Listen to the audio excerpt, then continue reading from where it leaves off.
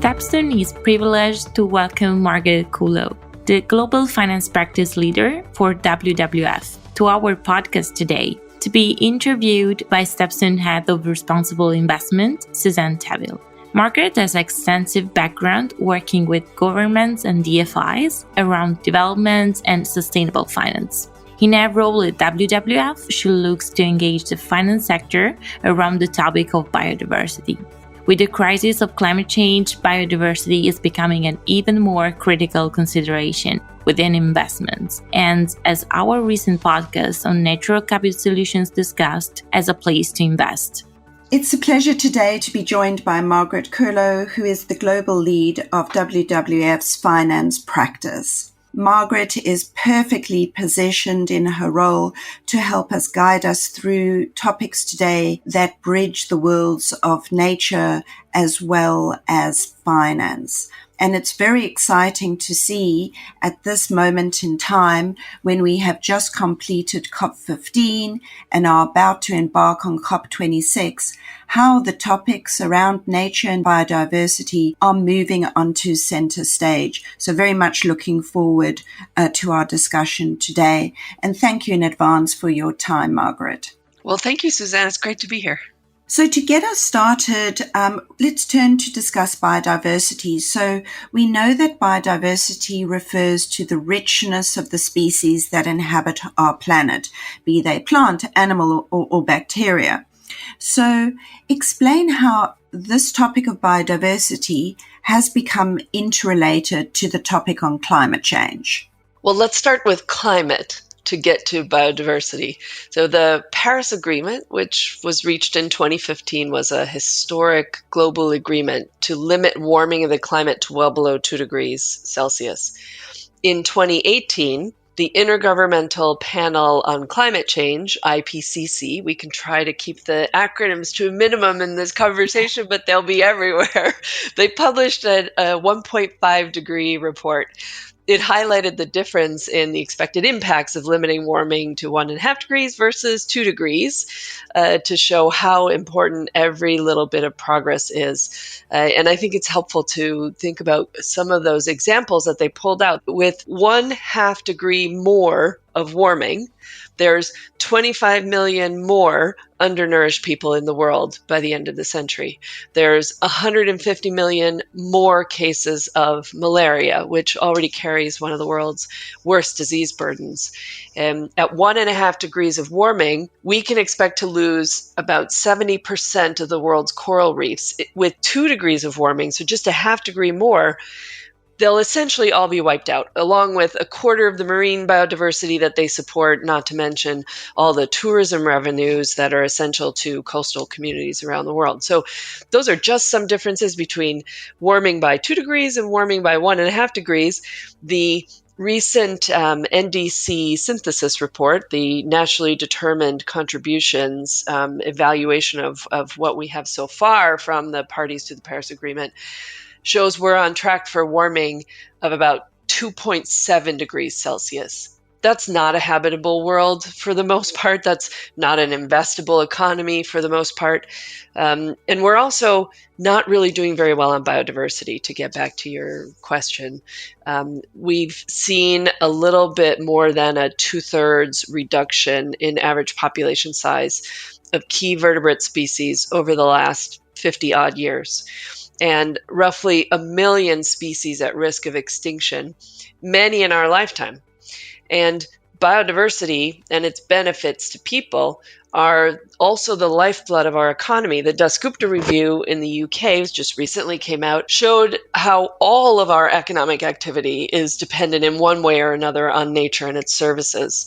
And the World Economic Forum has estimated there's roughly $44 trillion of GDP, a little more than half of global GDP, that's moderately or highly reliant on nature and its services. So this is clearly a big challenge for us, not just if you're an environmentalist, but if you're living on the planet, operating in any sector essentially on the planet. Biodiversity loss and climate change are highly interconnected. Essentially in a negative feedback loop. So increased temperatures and shifts in precipitation, for example, are key drivers of that biodiversity loss I spoke about. Rising temperatures negatively impact biodiversity. At the same time, we need healthy ecosystems to capture and store carbon. So a healthy ocean, a natural forest, nutrient-rich soil all absorb and store more carbon than their degraded forms. So we need nature for climate mitigation to keep the temperatures from rising. There are some estimates that as much as a third of our climate mitigation solutions could come from nature. Degraded ecosystems don't do that as well as healthy ecosystems, or in some cases at all.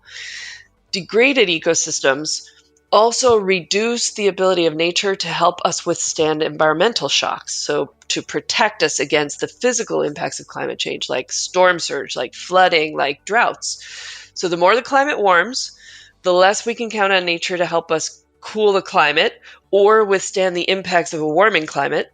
And the less healthy nature we have, the more the climate warms. If you want to think about that from an economic transition perspective, that probably means we're underestimating the pace of change we need in sectors beyond the energy sector and transportation. What it means from a financial systems risk perspective is if you're only thinking about climate risks, you're underestimating your climate risks. Because embedded in those models is this assumption about nature's ability to perform and mitigation and adaptation function. And you also have an incomplete view of the systemic risk because biodiversity loss is also a risk per se. So this is why we really need to treat climate change and nature loss like an interrelated systems risk, because it is. Sure, that is some incredible statistics there, which I think really underscore the point.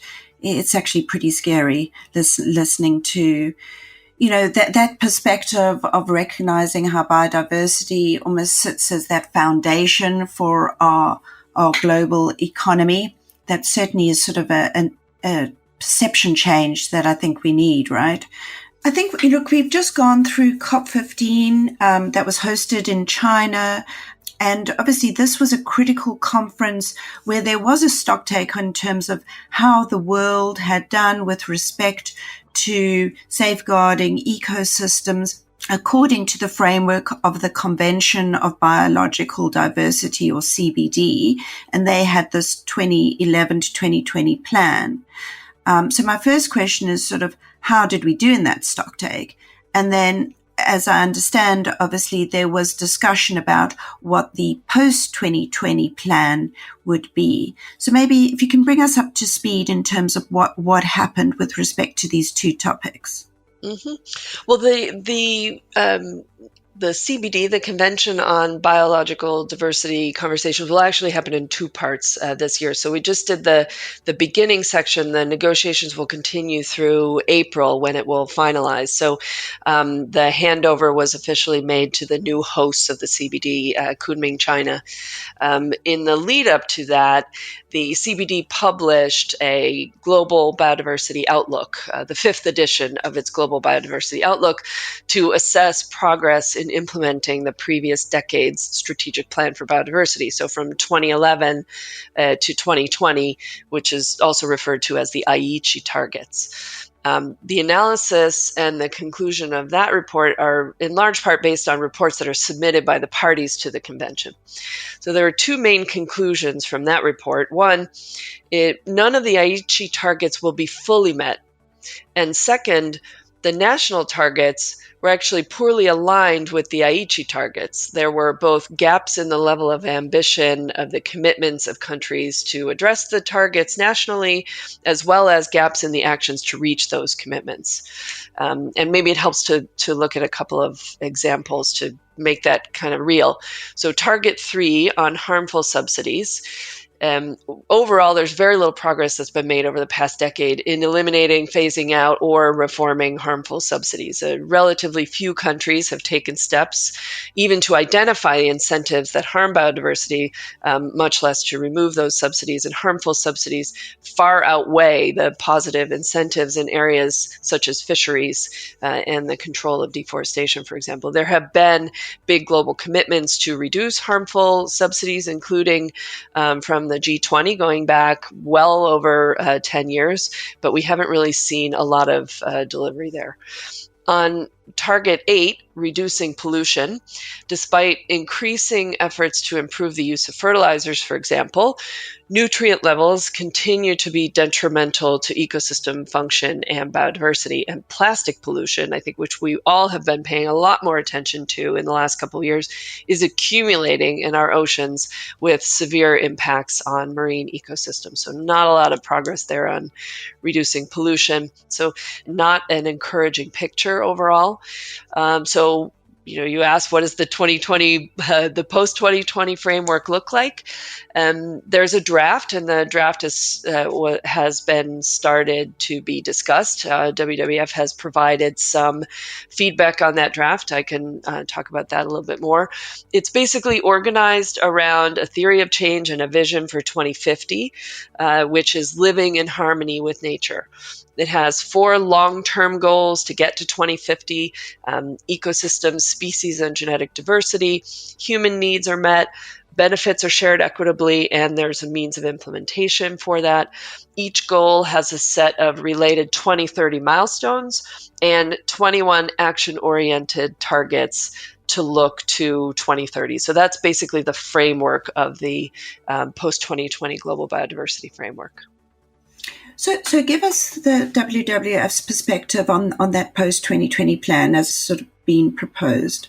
We welcomed the publication of the framework because it's a really important first step in the negotiations for a global biodiversity agreement. You have to start somewhere. And this is a critical discussion given the continued decline we see in indicators of planetary health and given the critical moment we are living in. So we're dealing with a pandemic related to zoonotic disease spillover.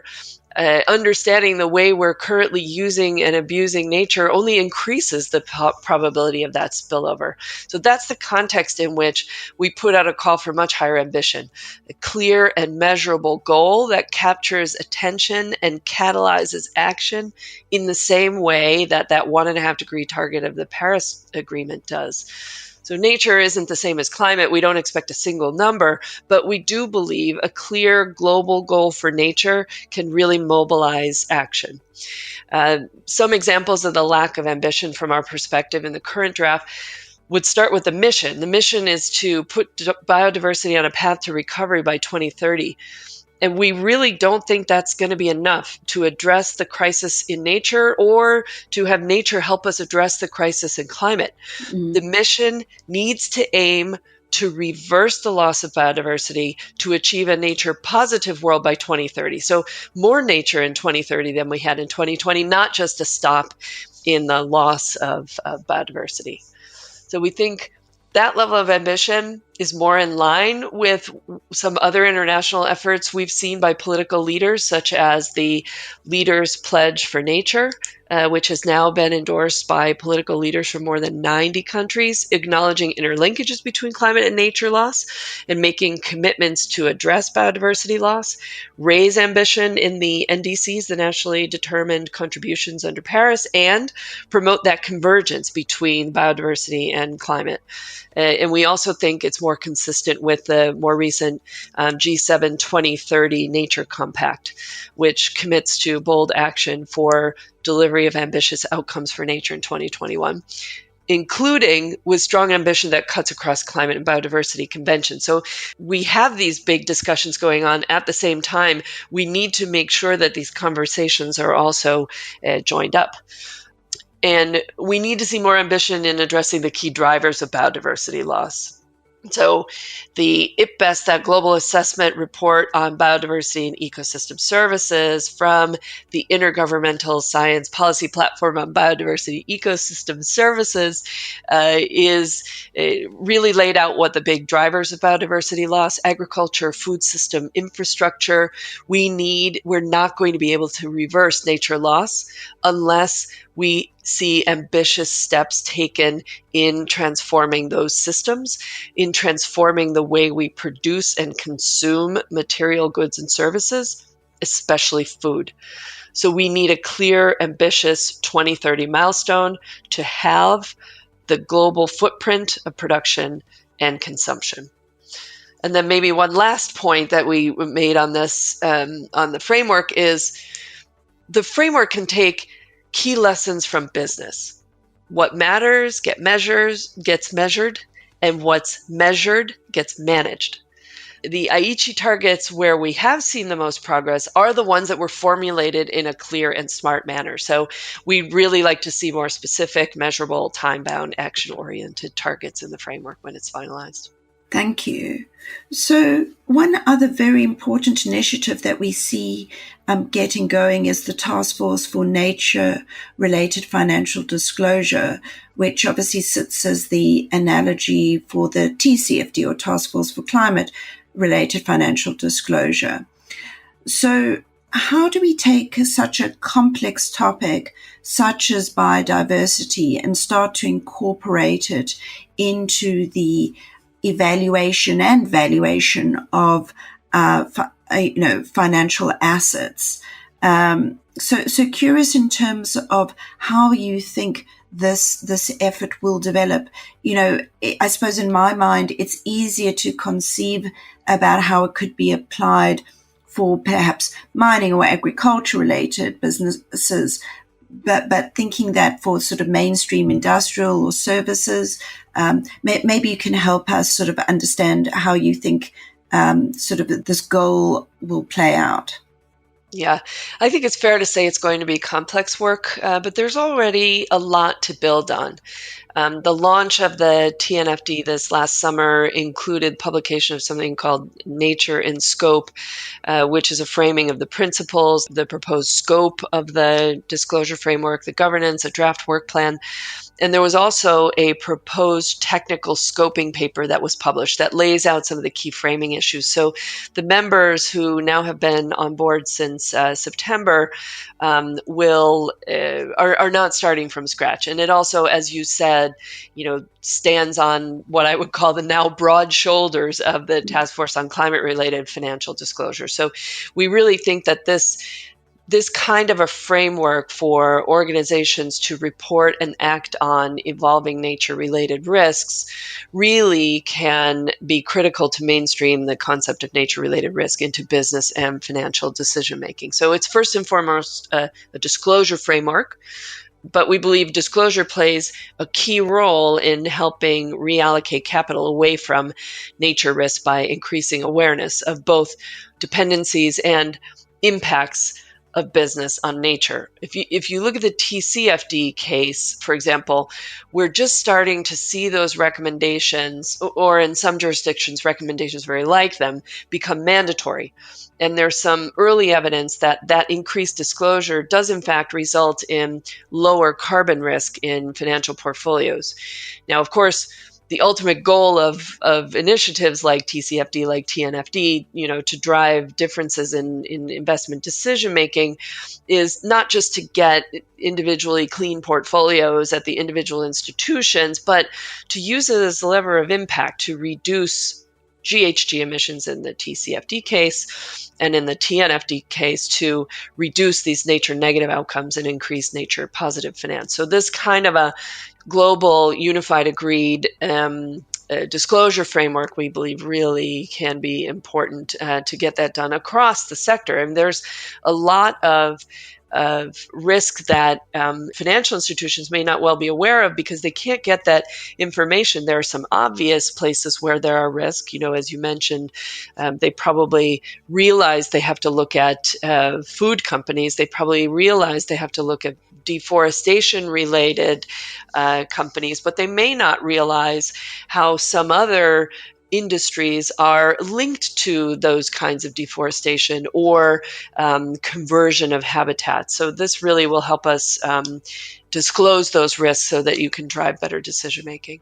Absolutely. I mean, the TCFD, as you said, has been an extremely successful effort, and hopefully this effort can mirror that.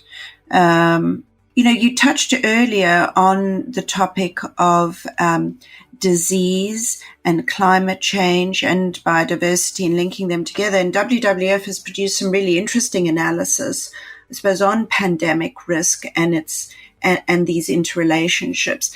Can you explain those findings? Sure. We last year, our global science team produced a report called Beyond Boundaries on emerging zoonotic diseases, nature, and human well-being. It was really an effort to distill the existing research into something that, people like you and me, not natural scientists, could understand, to make sense of a lot of research in the context of the COVID-19 pandemic, and to understand what's driving such diseases and what that means for what an organization like WWF does with respect to nature conservation. They did a big literature review. They spoke to a lot of experts on epidemiology, on zoonoses, on the complex interactions between nature and human health, to put together a sort of easy to read, quick survey. In that report, they looked at the cumulative number of virus species that are identified each year, together with the rise in emerging infectious diseases and the significant spillover events in the last 60 years. That's when a disease moves from animal to people. So Zika, HIV, Ebola, COVID-19, those are all diseases that started in an animal. We learned that over that analysis, there are 3 to 4 new infectious diseases that have emerged each year, and the number of spillover events has been increasing over the last 60 or 70 years in particular. Now, not all emerging infectious diseases have the potential to become or cause a pandemic. In order for that, the disease has to spread from human to human once it spills over from animal to human. But there's been a significant increase in such emergence and an increase in the probability of that spillover.